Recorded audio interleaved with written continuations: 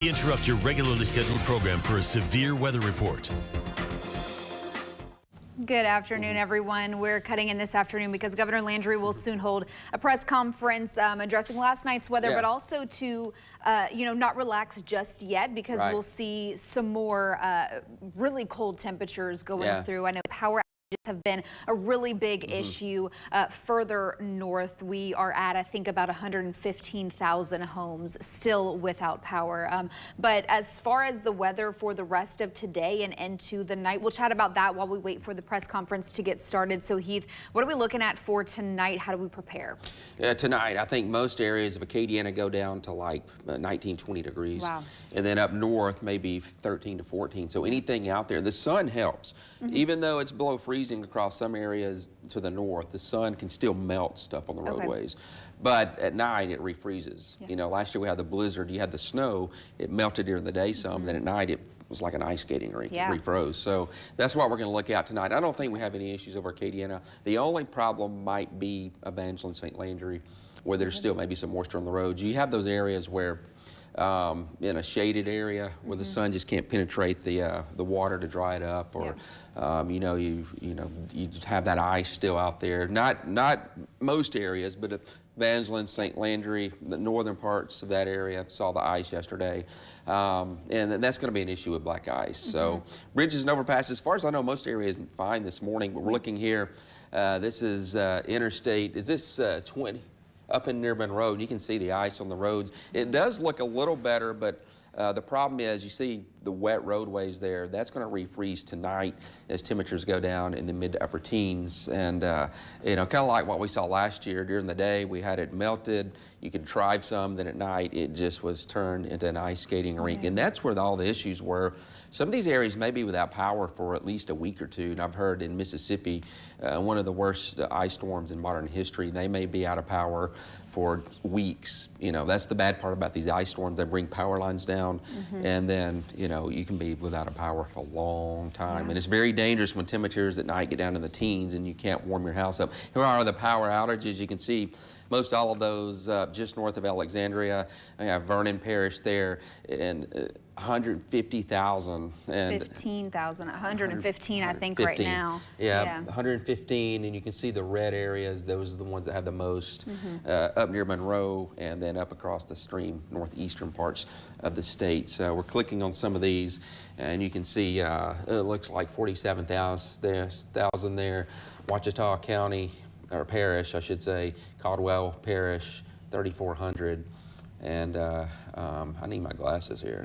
Me too. I'm squinting real hard. 6,000. So you can see that's the worst of it. Monroe, that I-20 corridor, and that's what we were expecting. The worst of this storm was going to be up and across that area. But you can see it goes pretty bad up there across the extreme northeastern parts of the state. And nothing across the southern parts of the state. We didn't have any issues here, no ice. It was close yesterday, though. I woke up about 6:45, temperature was at 33, and we had a bunch of rain moving toward us. And I'm like, oh no, if this drops to 30, 31, it's going to be bad. Luckily, when the rain came, actually temperatures went up a little bit. Okay. And how does that work? Is that typical for rain to kind of warm things up a little bit, or is it kind of dependent on the... It's interesting because we had a layer of air about 55 degrees, about 5,000 feet up. Okay. So what happens is that rain comes down when it's heavy, it pulls some of that warmer air down to the ground. So that actually keeps it from going below freezing. But if you have a dew point that's down around 19 or 20, what happens is it causes evaporation, and because the air is dry. And then the temperature will drop closer to the dew point, evaporation or cooling process.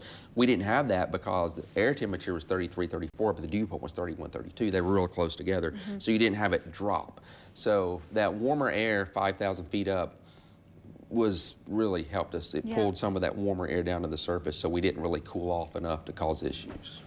We did still see a little bit of snow, though, last night. We saw some snow, and we were out riding around, 11:30 at night, looking at the snow. We were all excited, and it's kind of crazy 2 years in a row that we've seen snow. Not much, but it was on some of the rooftops and the cars, and luckily nothing on the roads. Yeah, I'm not sure what I had. You're in Youngsville. I know a couple of people who saw some flurries in Youngsville. I'm in kind of the heart of Lafayette. I saw some ice on my trash can this morning because it's trash day. They did still pass, thankfully, even with the temperatures and icy roads. But yeah, I did see some ice on there, but I didn't see it actively coming down, unfortunately. It was late. It was like 10:30 or 11. Yeah. We were out there riding around, and he had to turn the lights on bright to actually, see some of it. It was like a fine mist. Yeah. You know. Do we know, though, if any areas, because I was driving this morning pretty early when it was still about 25 to 27 degrees out. I didn't notice any ice on the roads. I did notice that some of the roads were still a bit wet, but not super icy. Right. Are we worried about that here in Acadiana right now? I don't think so. I think the sun today and the wind is really going to dry out all the roadways. Okay. So no issues tonight across Acadiana. If you're traveling north of Alexandria, yes, there could be issues up there, especially up there across those parishes. You see all the power outages. Those are where the issues are, and you can see this storm. This goes back 48 hours. Let me go back here. And this goes back to Saturday at 2 o'clock, and look at all the freezing rain here that you can see that moved across the pink is freezing rain sleet, that moved across the northern parts of the state for almost 24 to 36 hours, and then Mississippi had a catastrophic ice storm. Inch and a half ice in diameter on trees and power lines, and now we're seeing the sun, which will help out a lot. So you can see that was a storm. Usually when we get a storm system around here, a winter storm, it may last a few hours. This one lasted a day and a half, across the northern parts of the state. But you can see right now temperatures above freezing all across Acadiana. So no issues here, but still below freezing in Shreveport over toward Jackson. So the northern part of the state still at or below freezing. And where are we looking out here? Here's another Monroe shot. Look at those icicles. Wow. That's kind of neat to see there. The roads look pretty, this looks pretty good here. I don't see any issues, but you still see the road or have some moisture. Still. Yeah. And so that's where the issue comes. Right. Is tonight it'll get below freezing again. We won't have that sunlight warming up surfaces, and so those roads that are still wet during the daytime are just going to turn to ice. Right. Yeah. In the morning, be very dangerous. It's because of black ice, and the problem is when you have a lot of ice, you're taking your time, not trying to go fast. With black ice, you may have a clear roadway, exactly, and then all of a sudden you hit it, and then you just start sliding because you get on it, and it's really slippery, and you don't know how long it lasts. Usually it's in those shaded areas, where the sun can't shine. But so luckily we didn't have to deal with that here. But we have had to deal with some pretty cold air, and tonight we're looking at temperatures. Staying cold. Winds at 30, wind chills tomorrow morning or this evening down in the teens. Feels like temperatures 23. This is the wind chill in Shreveport, 28 in Dallas. And this is the GFS model. This is 8 o'clock tomorrow morning, 28 Lafayette, 26 Alexandria, 18 in Shreveport. I think we'll be a little colder than this. Last night we went down to about 25. I think it looks like this may be a little too warm. I think we go down a little colder, but regardless, you definitely want to protect the pipes because that's going to be an issue. The plants, of course, the pets. Anytime it gets below 28 or below, we say exposed pipes. You got to make sure those are out. If you live on a foundation, just make sure that you put those covers over your spigots outside and unplug your water hose, because that thing you can get ice in it and it expands and it can explode the water hose and cause a mess. And I know we've been kind of debating, or people have been debating, do you drip your pipes or do you not drip your pipes? We have a full story on that if you want to see. We heard from folks in those industries of should we drip our pipes or should we not? But here again in Monroe, can't even hardly see because of the icicles on this one, on this cam. But that's an off-ramp right there. Oh, and that's some ice right there. You can kind of see the reflection. Exactly. Yeah, that's a lot. I mean, this is pretty nasty, and this is an elevated surface. You can tell it looks like, so that's going to be worse on those elevated surfaces. It doesn't look like that's cleared at all. Those icicles in front of it, so definitely dangerous travel there. And that I'm glad to not really see many cars, though. That means people are listening and understanding that it's dangerous conditions. Exactly. Yeah, you don't want to be out in that. You'll be, there's an 18-wheeler. All right, so too soon. Okay, well, he's got business to attend to. Oh, there's another one. Okay. It looks like where they're traveling, it's a little better. and got some cars behind it. And one thing the cars will do is they'll follow those big trucks because they know if they're making it, then it's probably going to be clear, and they kind of clear out, you know, some of the snow. There's some cars going there. The problem is when you drive on ice, you don't want to slam on the brakes because you're just going to start sliding. Of course, you know, down here in the South, we're not used to driving snow and ice, so it takes a lot of practice, you know. Right, we don't have the tires for that, and also just knowing what to do if you do start, you know, sliding or anything. I saw a video earlier today, someone in Texas on an icy road. The truck was moving, but the tires weren't spinning. Exactly. And that's, I mean, not funny, but you know, terrifying a little bit. It's terrifying when you hit the brakes and you can't stop, and you don't know when you're going to stop. Yeah, and we did experience that a little bit last year. I mean, we still had to come to work. A lot of people were listening, which was great when we had the blizzard last year. But for those of us who did have to, you know, go to and from work, I was driving about 10 miles an hour the whole way to work. Coming into work that morning, I was driving 10 the whole way. It took me 45 minutes to get here. Yeah, which is normally, what, a 20-minute drive for you? 22, usually 22 without traffic. Yeah, I was giving myself about 30 minutes to get to work when I really lived less than 10 minutes away because of how dangerous the conditions were. But if you guys are just joining us, like we said earlier, Governor Jeff Landry will hold a press conference here shortly. We're just going to continue addressing conditions, keeping you guys updated also on power outages. Up north is where the majority of the outages in the state are. Ouachita Parish is seeing the highest number of outages. They're still at about 47,000 buildings without power right now. In the state, we're at a total of about 115,000.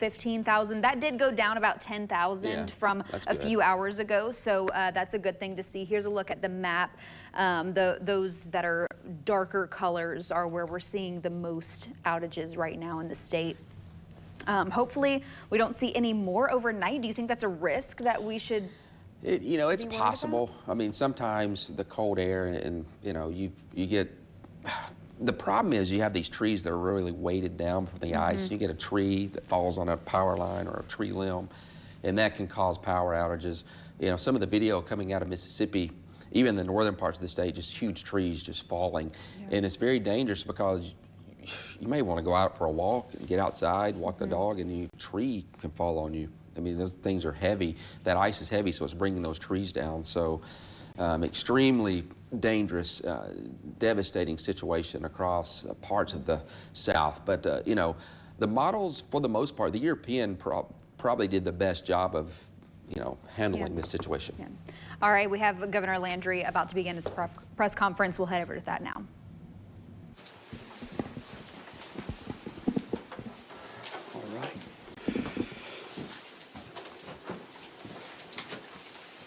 All right, is everybody ready? Okay, well, good afternoon. I want to again thank all of the state employees and local government employees, first responders, and certainly the utility linemen who have been continually working around the clock to maintain our roads and bridges and to restore our power. We are still experiencing and going to continue to experience some bitter cold temperatures, and that is not going to change for a while. Jay is going to explain that. As we are now a few days into this weather event, I want to make one thing very clear. The safety of all of our citizens here in Louisiana remain a top priority of mine and everyone standing behind me. The good news is that the rain and the sleet is gone. And also in the southern part of the state, we're reporting no major power outages. The bad news is that unfortunately in the northern part of our state, many of our citizens in central and north Louisiana are without power while they experience this bitter cold weather. We have approximately 120,000, somewhat out, customers who are without power in Louisiana. Again, most of those are in central and north Louisiana, almost all of them are in central and north Louisiana. However, we have doubled the amount of vegetation and linemen to handle restoring the power in that area. That is important. The good news is because the southern part of the state hasn't been affected by power outages, that has allowed those utility companies in the southern part to send resources to the northern part of the state. So we are marshaling and moving those assets as we speak. However, so while these crews work to restore power, tonight, if you're without power, you need to take precautions and bundle up. It is going to be a bitter, cold night. We also want to continue to remind all of our citizens, especially in North Louisiana, to stay off the roadway in North Louisiana where roads are icy. I want to thank you all for listening over the last 24 hours. We really have not had any major auto accidents because people have heeded our advice and stayed off the road. So continue to stay off the road. We have numerous road closures. We've got about 1,500 DOTD personnel that have been deployed and are working right now to either make sure that dangerous roads are closed or roads that we can open are open. Just because a road is passable does not mean it's safe. So if you see people going slow down a road, I would continue down that road in a slow manner as well. We are standing up more warming centers as we receive those requests from the local parishes. Those warming centers are not kicking anyone out at night. We have cots for folks as well. I would again encourage people, if they have not downloaded the Get a Game Plan app, to please do so. If you have the ability to charge your cell phones or your electronic devices, keep them charged. Because again, you may have power right now, but as they work to restore power, they may have to turn the power off to bring that power up. Brandon with the PSC and Philip May are going to explain that in a bit. We are going to continue to urge you all to stay weather aware. If you're using a generator, use it safely. Continue to monitor official updates as we move through this week. Prolonged cold and potential power outages from this winter storm increases the risk of house fires. It increases the risk of house fires. Please be diligent and heed the warnings and the precautions that Brian Adams, our fire marshal, is going to go over in just a minute. Be very careful. I urge you again, be very careful around the use of heating devices in your home. Please use caution, again, when using those heating devices to prevent deadly fires. And also, we want you to be aware, especially if you're using gas-fired heating elements, to be mindful of carbon monoxide. It is a silent killer. LDH has announced 3 deaths so far, but we are tracking 3 additional deaths. Early indications show that there are 2 additional hypothermia deaths and 1 loss of oxygen. The hypothermia occurred in an apartment and 1 in a mobile home. So again, please, please, please check on your neighbors, your friends, and your families. Again, this is going to be bitter cold. If you do not have power or a heating source, you need to take precautions.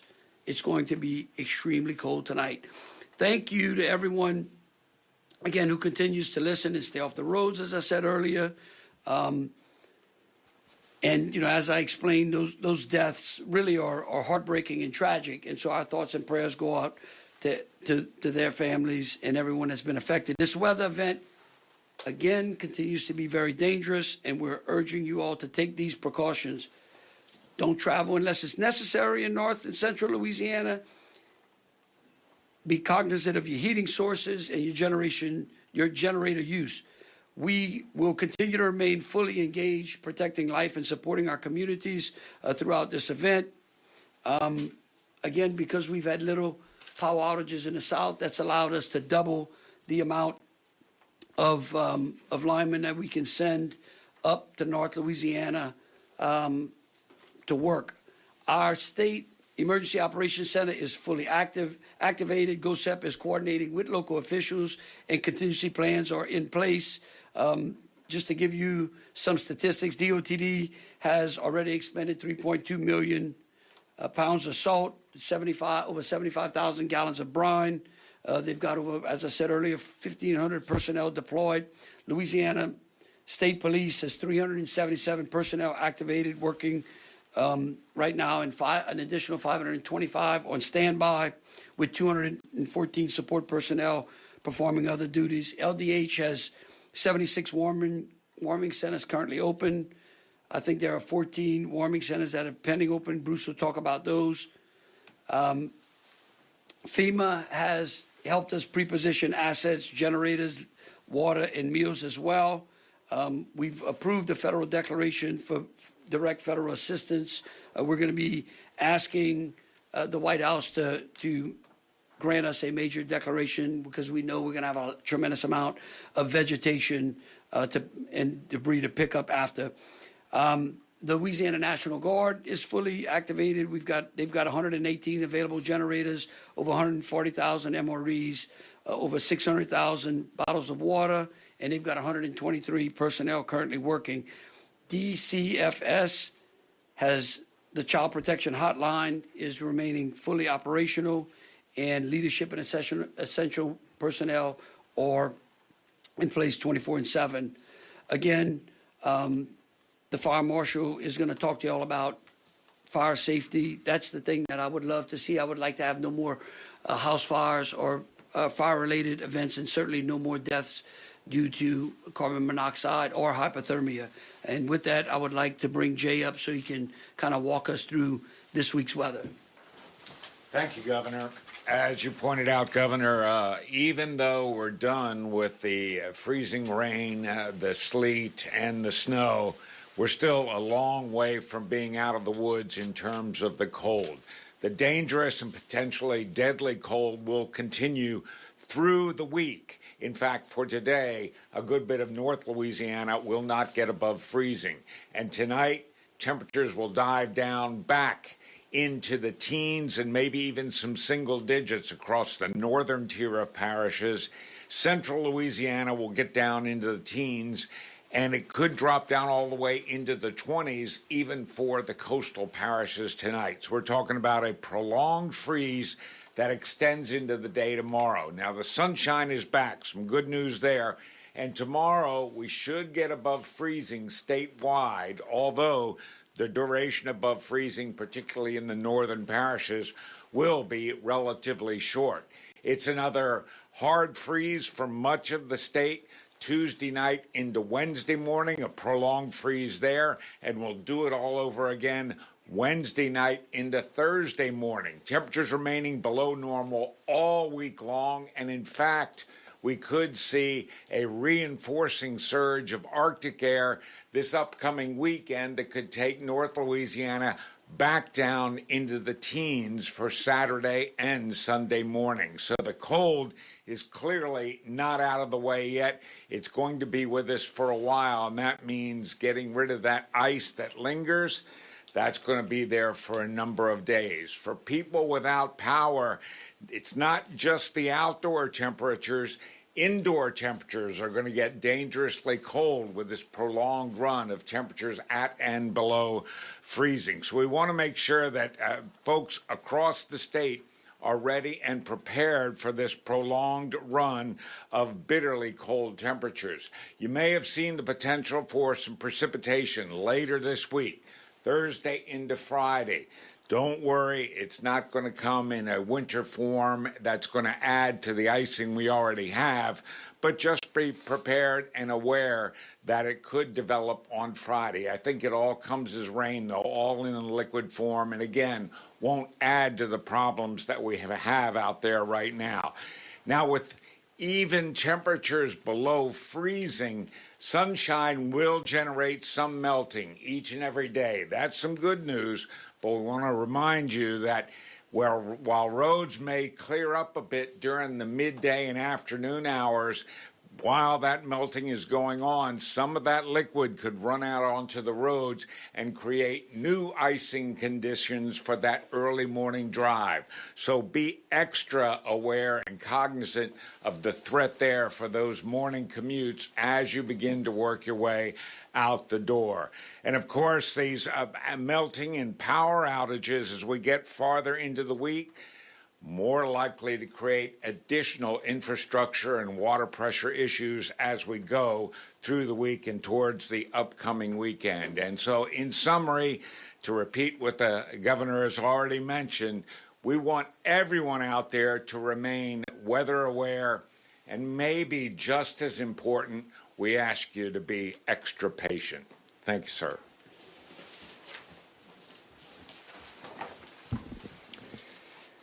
Thank you, Jay. Glenn Leday, Secretary, DOTD. As the governor mentioned, we continue to ramp up operations to post-storm recovery. We've got over 1,500 personnel statewide working to help recover. We've got personnel, as the governor mentioned, assets that we're bringing from the south and moving those north so that we can continue to support really everyone north along that I-20 corridor. Really what our crews are doing now, we're trying to break up that ice in these northern parishes. We're treating that. Luckily, we had the largest inventory of both brine and salt in the state's history, and so that went a long way. As the governor mentioned, almost over 3.3 million pounds of salt have already been delivered and over 75,000 gallons of brine. We continue to treat those roads over the coming days. As Jay mentioned, as that ice continues to thaw, we'll continue to get that precipitation off the roads to keep them safe in these coming days. In addition to that, we're working closely with PSC and the energy companies to clear the roads. We've got crews deployed all over North Louisiana helping to remove tree debris to allow that power to be restored. And so those continue to be DOTD's primary focuses, is improving these roadway conditions, getting all state roadways open, and making sure they're safe for the traveling public. In general, as the governor mentioned, please stay off the roads, but if you have to travel, if necessary, please look out for our crews and the emergency response crews. Please drive slowly. And again, if there are roadways that are closed, remember it's unlawful to go around these barricades. And so please be cognizant of that. As roadway conditions change, please look at our website, 511la.org, and our app, 511LA. As conditions change over the coming days, as Jay mentioned, please look at the roadway conditions and any changes there. Thank you. I'll turn it over to State Fire Marshal. Thank you, Secretary Leday. So I'm going to talk a little bit about heating safety, and we've talked about that continuously over this event and previous. So we are currently investigating our 13th fire fatality of the year, which is just, unprecedented for us this quickly through January. So I'm going to talk a little bit about heating safety. If you have power and you're using space heaters, you want to keep those space heaters 3 to 5 feet away from anything that could catch on fire. Blankets, spreads, curtains, all those other things that you may have in your room. If you're going to use a fireplace tonight because you don't have heat, you want to try to turn it off before you go to bed. You don't want to have an open flame. You don't want to have open candles. You want to make sure you turn those things off, cover up with extra blankets if you have that, opportunity to cover up with those extra blankets. Again, the space heaters, you want to make sure that you unplug those. If you're using them, plug them directly into the outlets, not into extension cords or other surge suppressors, because they are not made for those. If you have a working smoke alarm in your home, and I hope you do, make sure before you go to bed tonight you check that. Push that test button and make sure it works. Again, we want to make sure that you understand that those heating safety issues are very important and very critical to make sure that you make it out of your home tonight if something happens. Thank you, boss.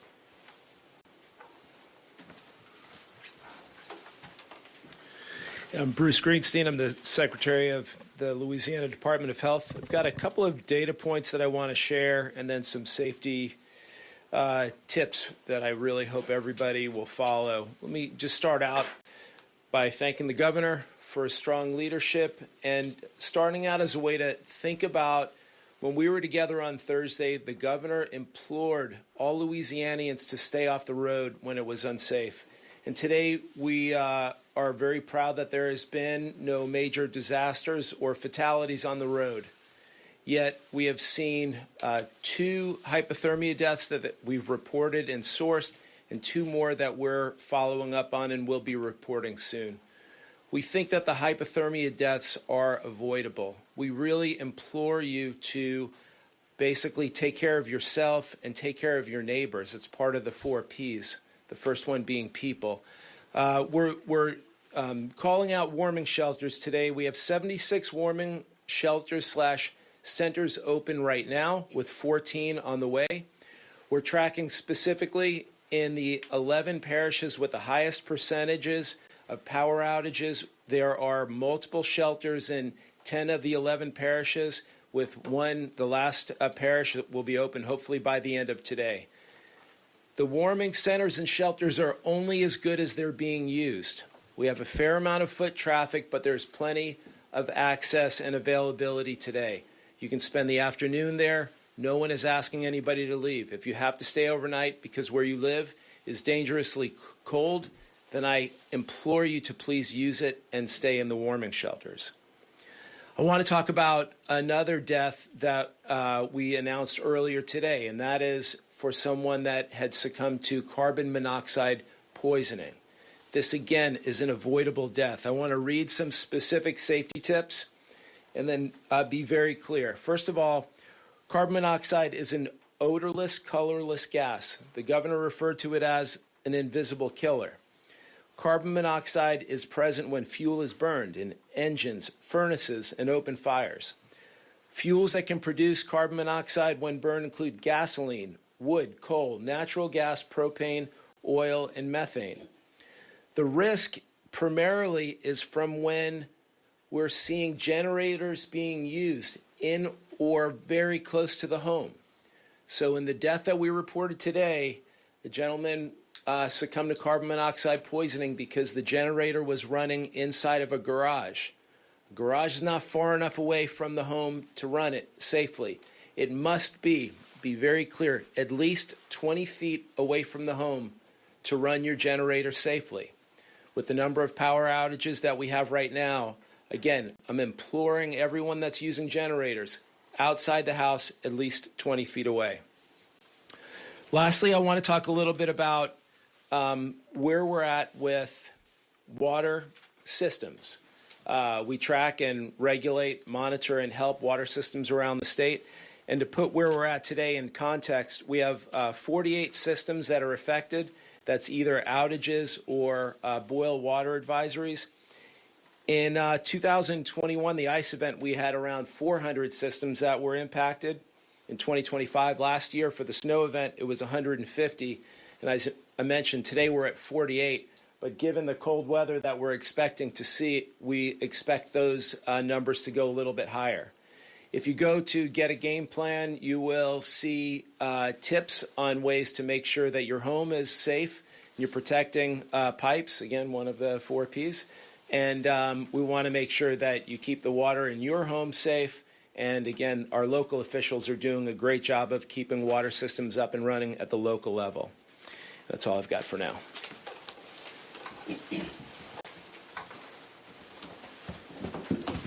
Good afternoon, everyone. Brandon Fry, I'm Secretary with the Public Service Commission. I think y'all can see the map over here as well. That's our utility outage map, current as of noon today. So I'm going to give y'all some numbers of where we peaked per as a state, but also per utility, where we are now as of noon. Those numbers are dropping even as I'm doing the report. So we reported a total peak outage late last night, I guess yesterday afternoon, of about 151,000. However, that didn't account for some of the utilities who lost power earlier and brought it back on before the peak occurred in the northeastern part of the state. The outages went from southwest to northeast as the rain moved through. So we actually had a total peak of 175,000. Utility specific, Beauregard Electric, which would be in Bern and Beauregard Parish, peaked at about 3,700. They're 100% restored now. Claiborne Electric in Claiborne Parish peaked at 650. I've got 187 now. Cleco, which would be Grant, Natchitoches, Red River, I guess parts of Wynn as well, that central part of the state, peaked at 23,900. They're down to about 5,100. Concordia, which is in not just Concordia, but a little bit of Catahoula and LaSalle as well, peaked at 2,600. They're at 1,500 now. Energy, which has the Ouachita, Jackson, Wynn, and then up into Richland, the West and East Carroll parishes, where we had the most icing, peaked at about 92,000. We're at about 84,000 now. Northeast Power, which is in, I think, mainly Morehouse, but they come down a little bit into Richland as well, peaked at 8,000, and they're at 7,400. Again, there is where we saw the most icing or having the slowest restoration. Panola Harrison, which is in DeSoto and Sabine, peaked at 2,600, and they're about 1,000 now. And finally, SWEPCO, which is Caddo, Bossier, Webster, down into Red River, DeSoto, peaked at about 42,500, and they're about 24,500 now. So the total number is down to about 120,000, as the governor said, from that peak of 175. When we spoke last year during the hurricane, I like to look at historical events for comparison purposes to put these numbers into perspective. So for Hurricane Francine, we peaked at 400,000. We had two severe weather events when the governor first started. You remember those in April and May of 24. One of those was 208,000. So we actually, from a one-day severe weather event, it occurred peak outages considerably higher than what we're seeing here. That doesn't mean it's going to be easier for the restoration. Obviously, there are struggles here that we don't see in those type of outages. You've heard about the road issues. We can't thank DOTD enough. There's been incredible coordination, Glenn, with all the utilities clearing the roads, and that's where the issues are coming from. This is the large majority of the damage that we're seeing from every utility is tree damage. Trees are taking down lines. Trees that are weighted down from the ice are falling into the existing right-of-ways and taking the lines down with them. I do have some general restoration times for the three major utilities, which would be CLECO, SWEPCO, and Energy. CLECO is anticipating the bulk of its system being totally restored tomorrow. There's going to be a lot coming on tonight, but that's the best case scenario. I say best case. That's actually a little bit of a conservative estimate. SWEPCO also anticipates the majority to be restored tomorrow. Some will linger into Wednesday, predominantly in that Red River, DeSoto, Natchitoches area. And Energy is also anticipating about 90% by Wednesday. All of these utilities are going to be providing us some more granular analysis. It typically takes time for them to get out there and do their assessments. So as we get those assessments, we'll be able to push out parish by parish specific information. We are going to work with LDH and ensure that any of these warming shelters that need power or any additional locations are put on the priority list. And finally, for more granular update for Energy and some of the concerns, I know the governor alluded to this about power coming on in winter is a little bit different than from a hurricane because of the heat strain that puts on the system from a heater. And while you'll have some outages go back out, but Philip will explain that in Energy's restoration efforts as well. Thank you, Brandon. Good afternoon. I'm Philip May, President of Entergy Louisiana.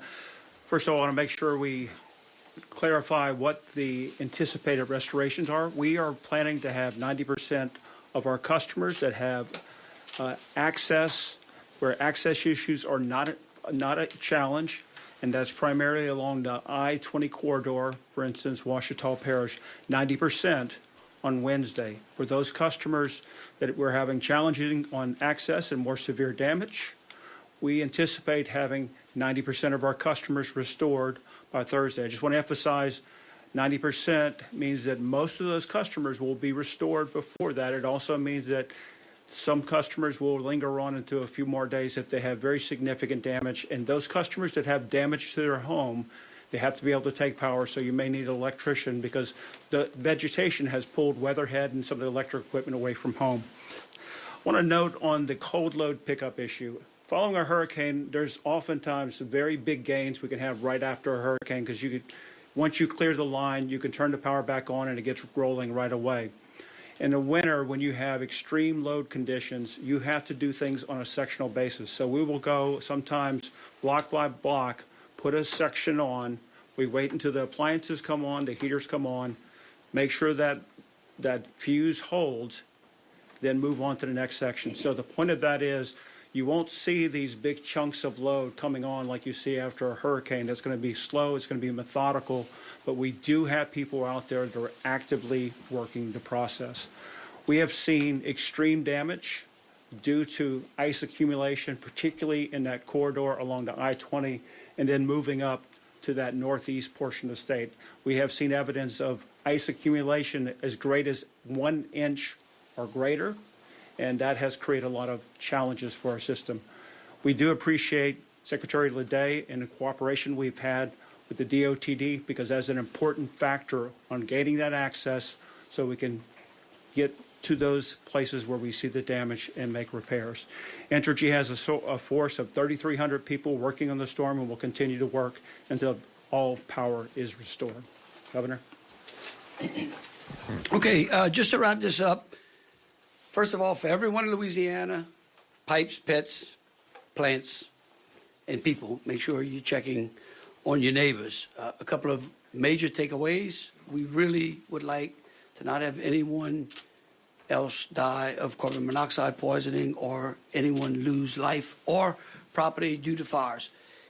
If you are using supplemental heat, if you're using an electric heater or a gas furnace, or again, 3 to 5 feet, that means this much from tip to tip.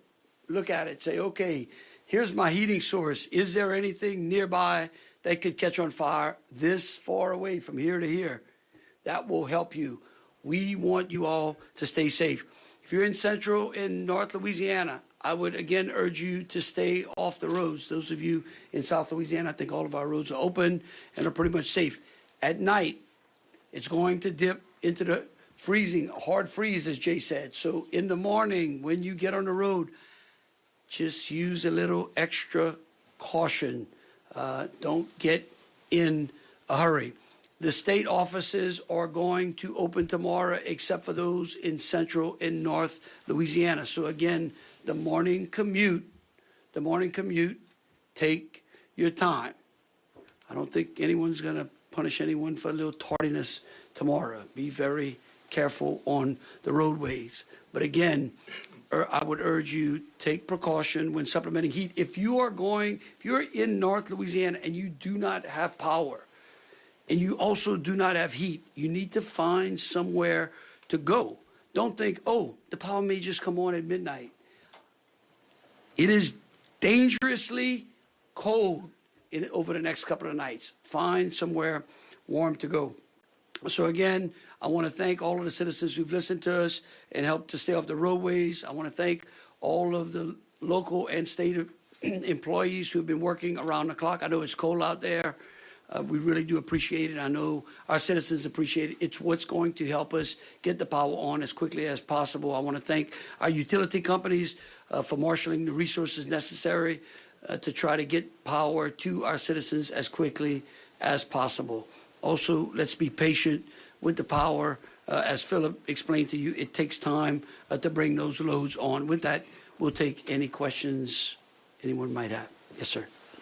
So I have a question about cars. So I learned today that if turning on a car when it's freezing and someone immediately puts the defroster by the windshield on very high, it could actually cause the windshield to maybe crack.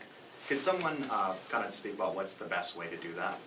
Well, I would think that warming your car up, I'll probably get myself in trouble. In old days, you go outside, you turn the car on, and you kind of let it just warm up real slowly, and then you come back and you get in the car and you can drive away. That's what I would tell you, especially if you've got ice on your windshield. If you give yourself a little extra time, I think getting up in the morning, turning your car on, kind of slowly turning it, let it just warm up, and then making your way on the roadway is probably the best way to do it, because again, you could have some ice accumulation on your windshield. Again, you want to make sure the defroster works. It's going to be, I appreciate that question, bitterly cold, so that windshield is extremely cold as well. Yes, ma'am. I know your focus right now is weather, but could you give an update on border control operations across the state of Louisiana, specifically Caterpillar Crunch, and where that stands? Yeah, look, right now we're focused on making sure that people are safe. We're making sure that people get power back on. We are making sure that we clear our roadways. Right now, the safety of the citizens of this state are my top priority. We're only taking on-topic questions, so. Can you clarify how many hypothermia deaths there have been? Was it 4 or 5? Bruce, it's 2. Yeah. Well, we've confirmed 2 so far, and they've been reported already, and we're tracking there are 3 additional deaths that we're tracking. It appears that from the coroners that an additional 2, so this would be 4 total, are hypothermia as well. What makes this the additional 2 interesting is they both were in their own homes. One was in a mobile home and the other one in an apartment. And again, I'll just implore everyone to use our warming centers and warming shelters, especially for overnight, like tonight. It's really, really important for those, especially with complex medical issues or vulnerable populations, really go in to use the shelters. Yeah. Governor, we saw some severe damage in Oxford, Mississippi. Are we sending any resources to our neighbors? Right now, no, we're trying to extend all of our resources to getting our citizens back on. I will tell you that the damage you saw in Oxford, from what I can tell, I was on the phone all day today with officials up, especially in the northeastern part of the state, that the damage in Oxford is similar to the damage that we're seeing in West and East Carroll and in Richland Parish and in Washita. So right now, we're going to take care of our citizens. Certainly, as assets become available, we will send them to our neighbors. Thank you. Hey, the governor of Oklahoma released a statement as the head of the National Governors Association today, I believe, saying that he believes and the members of the NGA believe there should be a reset on immigration. Are you in agreement? Well, again, Julie, I'm happy to answer those questions and others as soon as I get all of our citizens out of danger. And so give me a couple of more days, and if Jay can give me some good warm sunshine, I'll be more than happy to address that question. If anyone has on-topic questions, I have a question for the State Fire Marshal's Office. You talked a little bit about I think you said 13, was it fatalities from fires? Can you talk a little bit about the free installation of smoke alarms? Yeah, so a program called Operation Save a Life, where we distribute smoke alarms to any citizen in the state of Louisiana who requests one through their local fire department. And we're happy to give them an alarm, and the fire department will go out and install it for them. Okay, last one on topic. Bruce, can you, Greg Hilburn is reporting that the water is out in Monroe. I know you addressed this, but are there like big water systems that are out, and do you have an idea of where they are? I can't explain the degree to which water is out for the entire parish, but I do know that we're working with St. Francis Hospital right now, which is experiencing a loss of water pressure. And this is not an internal system issue as it's being reported, but there's a city issue. And so we're tracking it very closely and supplying as much assistance as we can. But we're hoping that within an hour, we'll have restored water pressure within the hospital. And then I hope that that extends to the rest of the parish. And Julie, let me say that's actually a great question on topic, because here's why. It is really a great question and something that citizens should be aware of. As pipes thaw out, right, and people, and we start to recognize both residential and utility water pipes, we'll see where they failed, right? So right now, if they're frozen, we don't know if they're going to leak.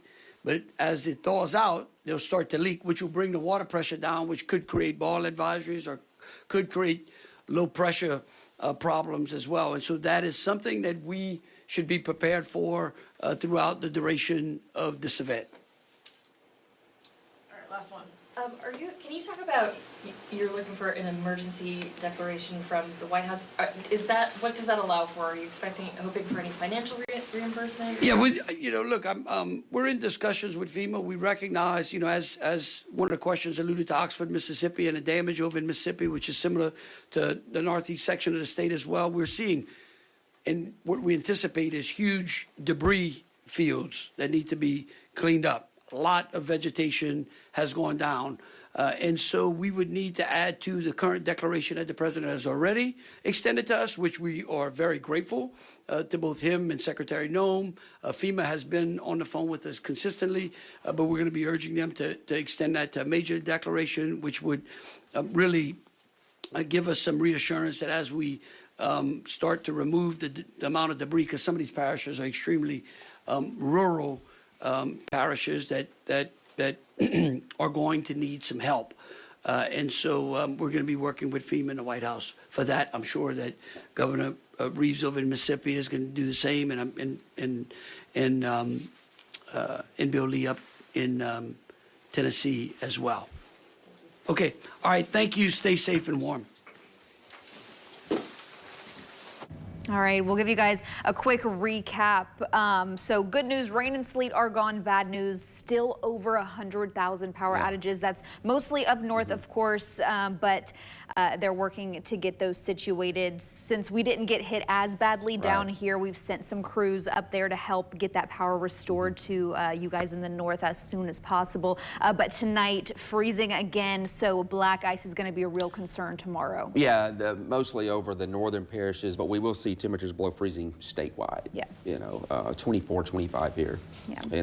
And up there they could be in the teens again. So it's anything that melts, it's going to be like a solid sheet of ice tonight, tomorrow. Yeah, the Governor Landry was definitely reiterating stay off the roads as much as you can. Also using safety when using different heating methods. 3 to 5 feet away is how far a space heater should be from anything that's flammable. Turn them off, unplug them at night. Use those precautions.